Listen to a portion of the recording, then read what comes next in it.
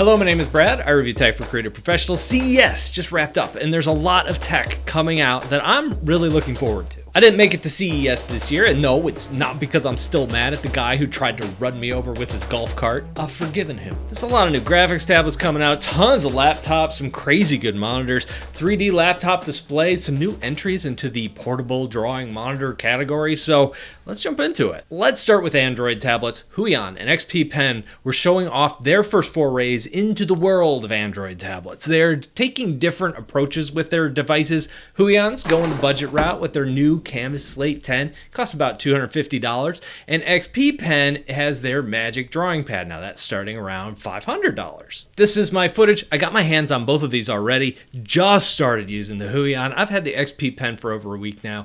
I've got reviews coming for both of these later this month, so it's cool to see the companies entering this space. Being able to take the really solid drawing tech that they've had for years and put them into Android tablets, it's just a great idea. We've seen Huion already do this with Windows tablets, so stay tuned for those reviews. Huion also announced two new drawing tablets that they're branching out into like the higher end of the drawing tablet market, the area where Wacom lives with their Cintiq Pro line. The Canvas Pro 27 is 27 inches of all things. It is a pen display, 4K with touch, coming in at about $2,000.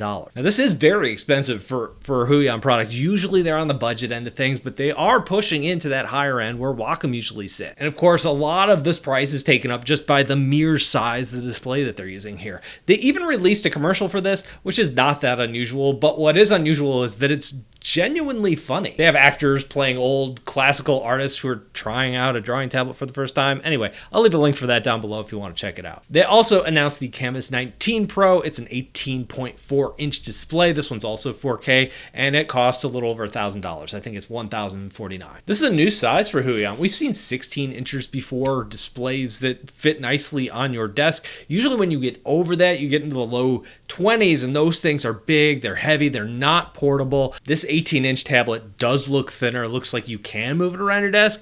I'm really interested to see how that works out. I think this could be really good. One category that has been growing a lot over the last few years is this like portable monitor group. These smaller monitors are crazy thin. They're very light. You can pop them into a laptop bag, take them with you.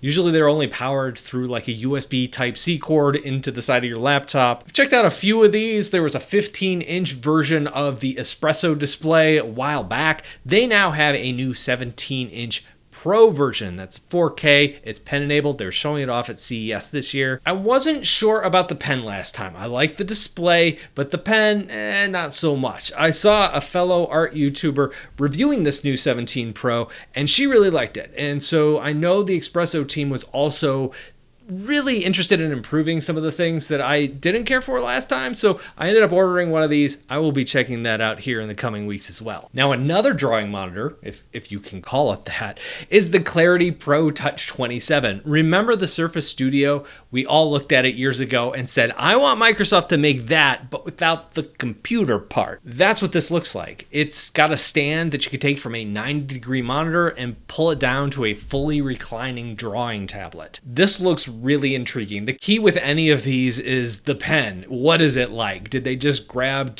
like an MPP pen off the shelf, or are they using Wacom's EMR? If they got the pen right, this could be a killer product for artists. Quick shout out, I've got two courses, Learn to Draw in 60 Days and Intro to Digital Art, over at bradsartschool.com. Check those out if you're just jumping into digital art or wanting to learn more about drawing. Back to the video. Like every year at CES, we saw a lot of laptops. I'm looking for stuff you can draw on, or something just really unique. So this is wild. This is the Lenovo ThinkBook Plus Gen 5 Hybrid. Looks like a standard 2-in-1, but it comes with both Android and Windows installed. So if you're working in laptop mode and you want to use Windows, you're good to go.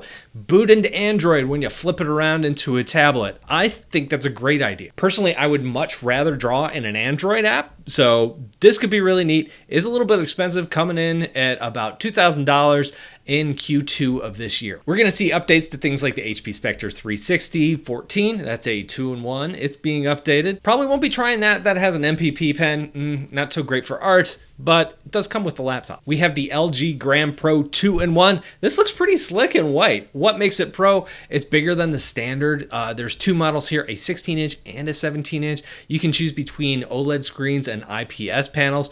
OLED screens coming in at 120 hertz refresh rate, was really good. That IPS goes all the way up to 140. They are pen compatible, but in the past, they've used Wacom AES, which is Wacom's bad pen technology. That's the thing with all these laptop manufacturers that have pens enabled. They look really cool, but until you actually try them, it's kind of hit or miss.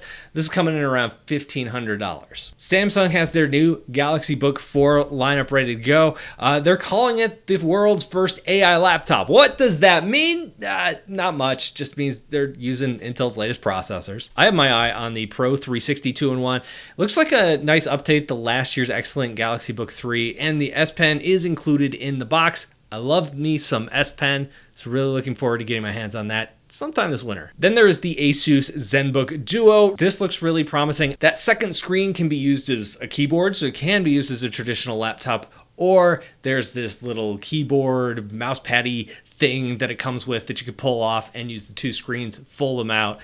A surprisingly useful device, especially on the go. This is not a laptop, but say you like that form factor, but you don't want the computer part, there's the Asus ZenScreen Fold. It's actually a little bit different because it's not a folding laptop, it's just one screen. That folding screen folds out to 17 full inches, and it does cost just as much as a laptop. It starts at $2,000. We see an update to Acer's Aspire laptops. This one is called the Spin. Comes with a pen. Could be interesting. What is really interesting is Acer's Aspire 3D 15 Spatial Labs Edition. That's a mouthful. This is one of their creator laptops aimed at 3D graphics professionals. In fact, it is a 4K 3D display. There are two cameras that track your eyes, so it kind of splits the screen at the same time, creating this 3D effect. It's kind of like the 3DS. It's way more advanced than the 3DS. If you like the tech but don't want the laptop to go along with it, there's also the Predator Spatial Labs View 27 gaming monitor that uses the same 3D screen tech that starts around $2,000. This has been a crazy year for expensive monitors. Most of these are aimed at gamers, but these monitors also double as fantastic content creation displays. Dell has their 40-inch ultra sharp 40 curved Thunderbolt hub monitor. Comes in at 5K, 120 hertz refresh rate. That's $2,400. It's only slightly curved. And if that price tag scares you off, there is a 34-inch version starting around $1,000. LG was like 120 hertz is for losers. How about 480 hertz display? It's 27 inches, 1440p OLED panel. No price yet, but we should see it in the first half of this year. Samsung has some newer displays. Their Odyssey lineup, their biggest being the OLED G9. That is a 49-inch curved